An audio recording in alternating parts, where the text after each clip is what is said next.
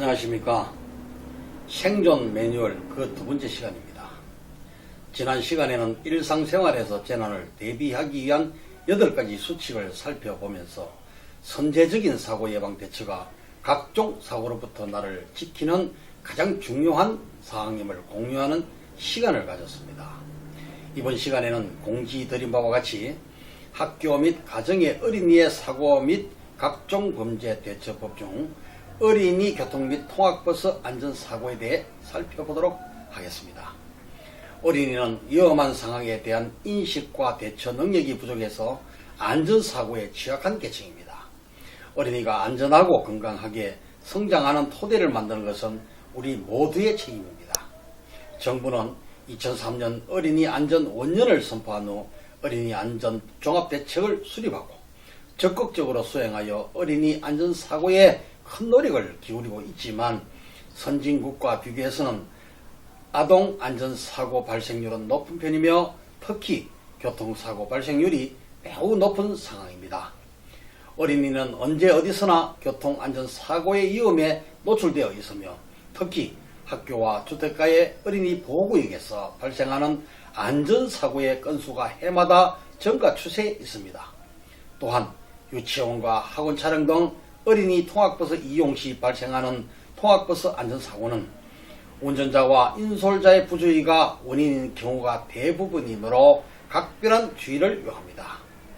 먼저 어린이 보호구역에서 차량 운전자는 시속 30km의 규정속도를 준수하고 특히 골목이나 교차로에서 갑자기 뛰어나오는 어린이에 주의해야 합니다.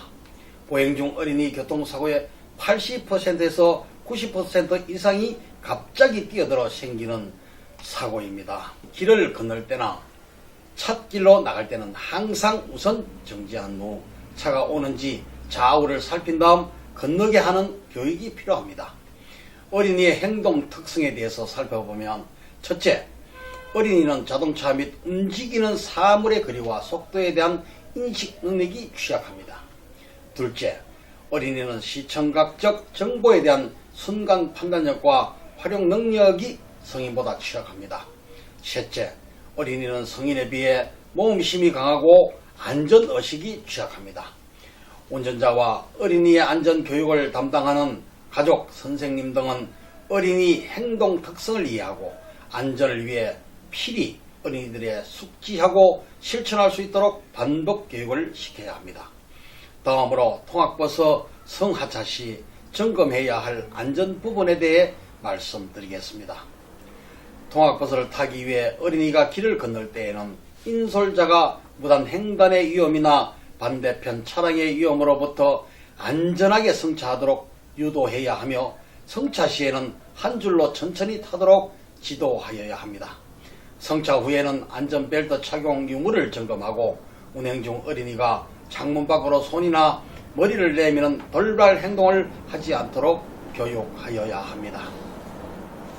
하차 시에는 차 문에 옷이나 가방이 낀 채로 출발하는 사고를 예방하기 위해 반드시 인솔자의 감독하에 모든 어린이가 하차할 때까지 확인하여야 하며 차 문을 열기 전 이동 차량이니 오토바이 등의 진행 여부를 확인하고 좌우를 살핀 후 안전하게 하차하여야 합니다. 운전자는 모든 어린이들의 하차한 것을 확인하고 출발하되 운전석의 창문을 열어놓아 차량 밖의 소리에 계속 신경 쓸 수 있도록 해야 합니다. 특히 후진 시에는 운전자의 시야가 확보되지 않는 사각지대에 어린이가 있을 수 있으므로 주의를 충분히 살펴야 합니다. 마지막으로 어린이 교통안전사고에 필히 체크하여야 할 부분에 대해 얘기해 보도록 하겠습니다. 안전벨트는 어린이 신체 사이즈에 맞게 어린이용 안전벨트를 따로 정착하거나 허리에만 매도록 해야 합니다. 성인 벨트의 경우 벨트가 목 부근에 위치하게 되면 사고 시 매우 위험한 상황이 될 수 있습니다. 또한 어린이 안전을 책임질 인솔자의 경우 반드시 운전자 외에 1인 이상 동승해야 하며 인솔자가 없을 경우 운전자가 직접 내려 어린이의 성하차를 돕고 주변의 안전을 살펴야 합니다. 이상으로 어린이 교통안전 및 통학버스 안전사고의 예방법에 대해 알아보았습니다. 다음 이 시간에는 학교에서 일어날 수 있는 어린이 안전사고에 대하여 이야기 나누도록 하겠습니다. 감사합니다.